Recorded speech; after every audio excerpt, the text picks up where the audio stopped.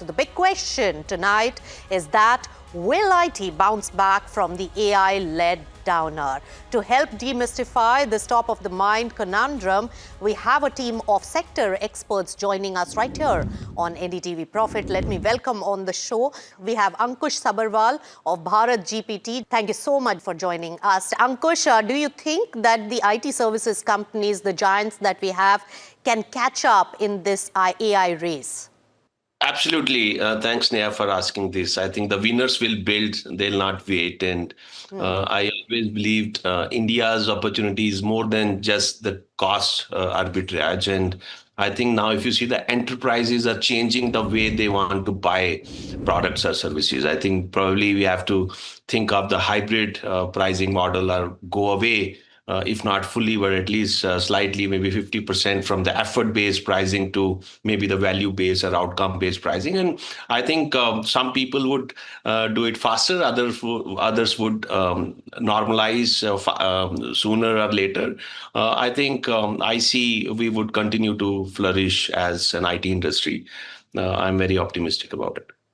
All right. So Ankush made a good point. So the M&A game is going to continue over there. Ankush, what's your view on the trends that you're picking up where AI-led companies need a certain capability, which even IT companies have and offer, and there can be win-win combination? Is that a trend to see? Absolutely. I think that's the right direction. If you see the large enterprises, they come with the trust.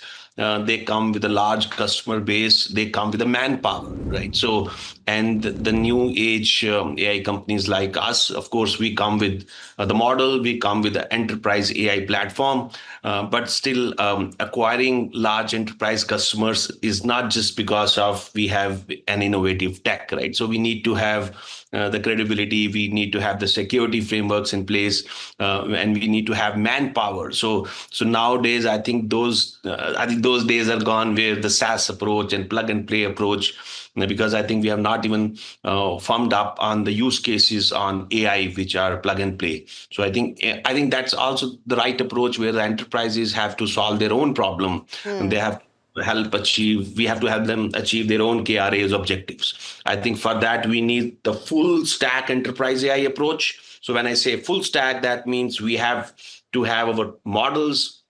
We also need to embrace other models because it's not just one size fits all. No model will serve all the problems of the enterprise. I think we need to have the battery of models, including proprietary models, plus give an option to the enterprises to create a model for them, and then have the complete orchestration with the observability, and also make sure we take the ownership on creation of the last mile AI agents. Not just I'm giving you the model, you figure out what to do. I'm giving you the orchestration with the platform, you build your own agents. No, model, platform, and the last mile AI solution should also work with the tight SLAs. And right, so that has to come from an AI company and the plethora of large enterprises. The manpower is also required. So it's we cannot say, hey, now it's creation is easy. You just speak and create it. But enterprises have complex integration scenarios. We would need manpower to implement AI for the right purpose at scale. So I think this is definitely the right approach. I'm sure other system integrators and other service companies should also find the right AI partners to work together and implement AI at scale. All right, so that's the trend. But Ankush, you saying that manpower is required is music to the ears of IT professionals, it looks like. Thank you so much, Ankush. Lots more to chat on this particular subject. But for now, we are enriched with a lot of perspective coming in from all of you experts from the sector. Thank you so much for joining us right here on NDTV Profit on The Big Question. With that, it's a wrap.